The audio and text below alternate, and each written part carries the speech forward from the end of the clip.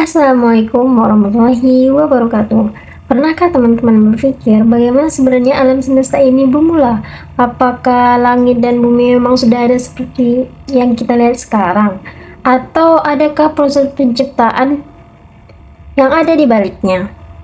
Menariknya, lebih dari 1400 tahun yang lalu, Al-Quran sudah memberikan isyarat tentang asal-usul alam semesta dalam surat Al-Anbiya ayat 30. Bahkan, ayat ini sering dikaitkan dengan salah satu teori ilmiah yang terkenal saat itu, yaitu teori Big Bang. Nah, pada kesempatan kali ini, saya akan membahas tentang kemujizatan Al-Quran dalam surah Al-Anbiya, baik dari segi ijaz lugawi, dari segi ijaz ilmi, atau dari segi ilmiahnya. Mari kita simak bersama-sama bagaimana ayat Al-Quran menjelaskan penciptaan alam semesta dengan bahasa yang begitu menakjubkan. Oke. Teman-teman semuanya, dalam Al-Quran, surah Al-Anbiya dijelaskan yang bagaimana bunyi ayatnya itu seperti ini. A'udzu billahi minasyaitonir rajim. Bismillahirrahmanirrahim. Awalam yaral ladzina kafaru anna as-samawati wal arda kanata ratqan fafataqnahuma وجعلنا من الماء كل شيء حي أفلا يؤمنون. Secara sederhana, ayat ini menjelaskan bahwa langit dan bumi dulunya menyatu. Kemudian Allah memisahkannya. Selain itu, Allah juga menjelaskan bahwa semua makhluk hidup ini berasal dari air. Nah, menariknya ayat ini diturunkan lebih dari 1400 tahun yang lalu, jauh sebelum manusia memiliki teknologi yang canggih seperti sekarang ini. Nah, sekarang yang pertama, kita akan membahas dari segi i'jaz lugawi atau kemujizatan bahasa. Di dalam ayat ini, ada dua kata yang sangat penting, yaitu ratq dan fatq. Nah, kata ratqa ini berarti menyatu, berpadu, atau melekat menjadi satu. Sedangkan kata al-fatqa itu berarti memisahkan atau membelah sesuatu yang sebelumnya itu menyatu, kemudian dan dipisahkan. Bayangkan seperti dua lembar kain yang dijahit menjadi satu, lalu dibuka kembali. Nah, gambaran seperti itulah yang digunakan Al-Quran untuk menjelaskan awal mula penciptaan alam semesta. Nah, menariknya, Allah hanya menggunakan beberapa kata saja, tetapi maknanya itu sangat luas dan juga dalam. Inilah salah satu bukti keindahan bahwa bahasa Al-Quran itu tidak dapat ditandingi oleh manusia seperti kita. Selanjutnya kita akan membahas dalam penafsiran Hamka. Oke, dalam penafsiran Hamka, menurut Buya Hamka,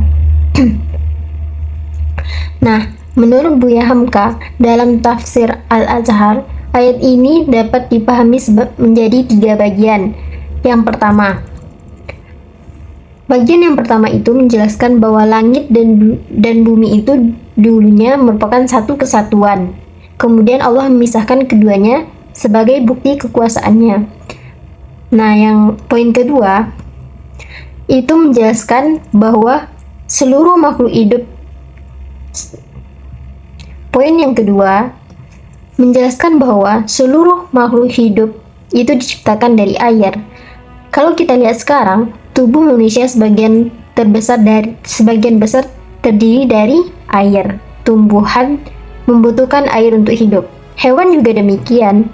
Jadi, tanpa air, kehidupan ini tidak ada. Nah, poin ketiganya yaitu pertanyaan Allah kepada manusia. Mengapa mereka tidak beriman? Seolah-olah Allah mengingatkan bahwa setelah melihat semua bukti kebesarannya seperti yang telah disebutkan tadi, yaitu bahwa langit dan bumi itu dulunya menyatu, kemudian Allah memisahkannya. Nah, setelah melihat seperti itu, masihkah manusia ragu terhadap kekuasaan Allah? Kemudian kita pembahasan penafsiran yang kedua, yaitu dari Fakhruddin Ar-Razi. Menurut beliau, ada hal menarik pada kata yara yang biasanya diterjemahkan melihat. Menurut beliau, melihat di sini bukan hanya melihat dengan mata saja, tetapi juga memahami dengan akal. Artinya, Allah mengajak manusia untuk berpikir, merenung, kemudian menggunakan ilmu pengetahuan dan dalam memahami alam semesta. Kemudian Ar-Razi juga menjelaskan bahwa kata raqqa dan fatqa itu menunjukkan bahwa langit dan bumi awalnya berada dalam satu keadaan yang sama, lalu dipisahkan oleh Allah. Jadi setiap kata dalam ayat ini dipilih dengan sangat teliti dan memiliki makna yang mendalam. Nah, bagian ini yang paling menarik. Kalau kita belajar ilmu astronomi, ada teori yang sangat terkenal yaitu teori Big Bang. Teori ini menjelaskan bahwa alam semesta dulunya berasal dari satu titik yang sangat padat dan panas. Kemudian terjadi ledakan besar yang menyebabkan alam semesta berkembang sehingga terbentuklah galaksi, bintang, matahari, dan planet. Sekarang, coba kita bandingkan dengan ayat yang tadi. Al-Quran mengatakan bahwa langit dan bumi dulunya menyatu, kemudian dipisahkan. Bukankah konsep ini terdengar mirip dengan teori Big Bang? Tentu Al-Quran bukan buku sains.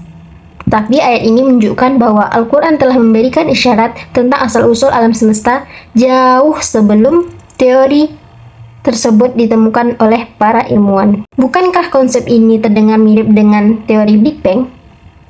Tentu Al-Quran bukan buku sains, tetapi ayat ini menunjukkan bahwa Al-Quran telah memberikan isyarat tentang asal-usul alam semesta jauh sebelum teori yang ditemukan oleh para ilmuwan tersebut. Menarik bukan? Ayat ini sudah ada sejak 14 abad yang lalu, sementara teori Big Bang baru dikenal pada zaman modern. Nah, teman-teman, dari pembahasan hari ini kita bisa melihat bahwa Al-Quran memang luar biasa. Ayat yang diturunkan lebih dari 1400 tahun yang lalu ternyata mengandung pesan yang sangat mendalam, baik dari sisi bahasa maupun dari sisi ilmu pengetahuan. Melalui surah Al-Anbiya ayat 30, Allah mengajak kita untuk tidak hanya membaca saja, tetapi juga berpikir dan merenungkan bagaimana alam semesta ini diciptakan. Semakin kita mempelajarinya, semakin kita menyadari bahwa betapa besarnya kekuasaan Allah Subhanahu wa Ta'ala. Masya Allah. Jadi bukan hanya menambah ilmu, tapi semoga saja dengan pembahasan ini kita juga bisa menambah keimanan kita kepada Allah Subhanahu wa Ta'ala. Amin amin ya rabbal alamin. Saya Nisa Arifna, sekian dan terima kasih atas perhatiannya. Barakallahu fikum. Wassalamualaikum warahmatullahi wabarakatuh.